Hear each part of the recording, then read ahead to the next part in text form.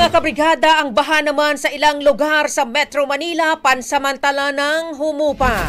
Brigada Ann Cortez, ibrigada mo! Brigada Live Report! Brigada Leon, nagsimula na nga magsihupa ang baha sa iba't ibang parte ng Metro Manila ngayong oras na ito.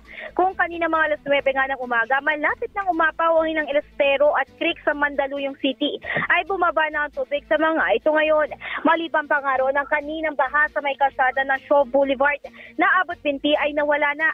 Samantala sa ating pagbisita sa V. Mapa Street sa Santa Mesa, Manila, ibinahagi ng ilang residente na kahit pa paano daw ay bumaba na ang tubig sa kanilang lugar.